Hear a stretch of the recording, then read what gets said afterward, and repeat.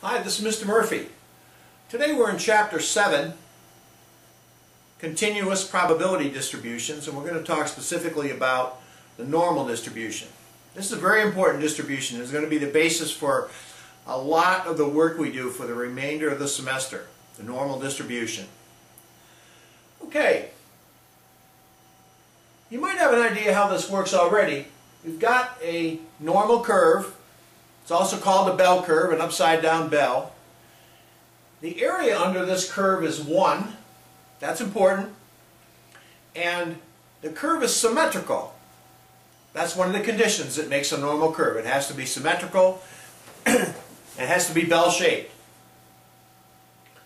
Well, if the area under the curve represents 1, and it's symmetrical, then the area under 1/2 of the curve must equal 0.5. Either half is equal to 0.5. Alright, let's do an example. Let's say that we're counting the points that an NBA player scores in the first quarter of a game. And we happen to know that the population mean is 4.08. If you look at all the NBA players over all the games played, they average 4.08 points in the first quarter. That's the mean. So we note the vertical line down the middle of the curve represents the mean, and in the case of this particular distribution, points scored in the first quarter by an NBA player, the mean is 4.08. Alright, let's ask a question. Suppose we ask this question. What's the probability that a given player in a given game scores less than 8 points? One player, one game, what's the probability that he scores less than 8? Well, the mean is 4.08, so probability is going to be under 8. It's probably pretty good. It's 50% that he would be under 4.08. So we've got a pretty strong probability that it's going to be under 8. And we have to represent this graphically. Believe me. That's my first rule of doing these types of problems. You've got to draw the sketch so you know what you're dealing with. Now, in this particular curve, again, the mean is 4.08.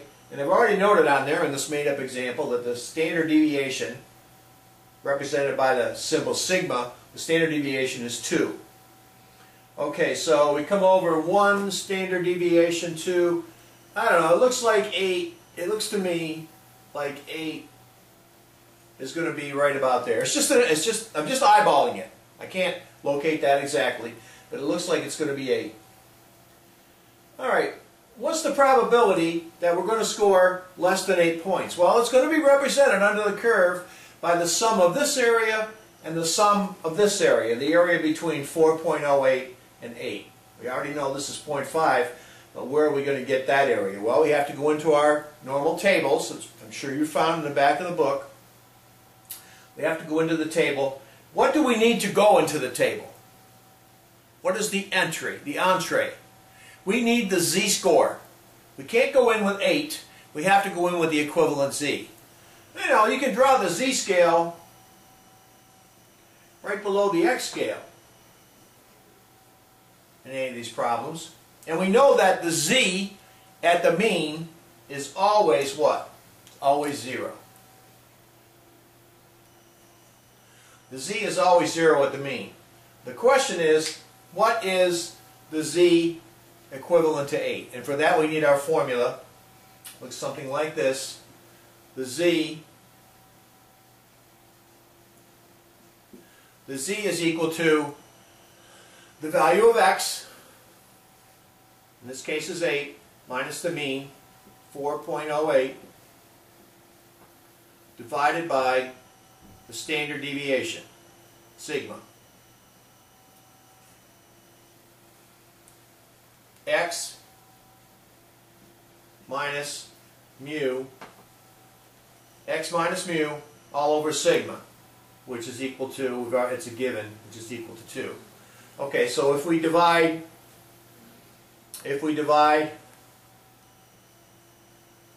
x minus 4.08, divide that by 2, you're going to find that that's 1.96. Okay. So,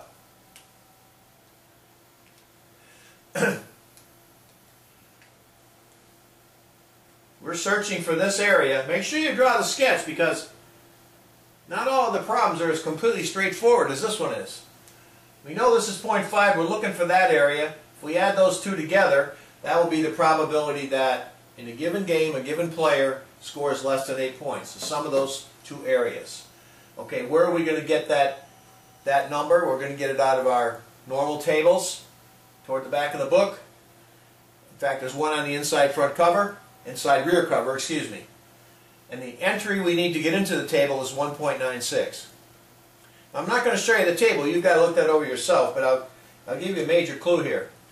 The left-hand column, you have to look at part of the z-scores in the left-hand column and part of the z-scores at the top.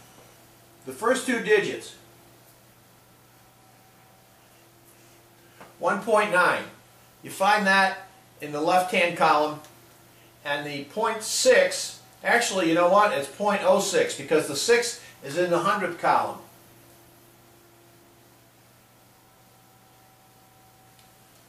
That's going to be on the top margin, 0.06. So you find the 1.9 on the left, you find the 0.06 at the top, you follow those two down. Where do they meet? They meet at 0.4750.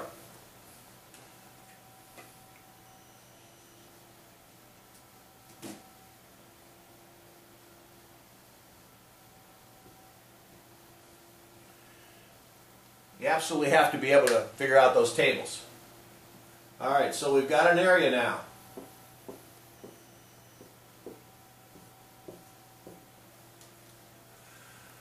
We've got an area, and we can just pick it right off the graph. We look at that and we say, we add these two numbers together and we say the probability that in a given game tonight a given player is going to score less than 8 points in the first quarter is 97.5%. Okay? Well, what would be the probability that the player would score more than 8 points? Well, you probably could figure that out. That's going to be the rest of the area under the curve.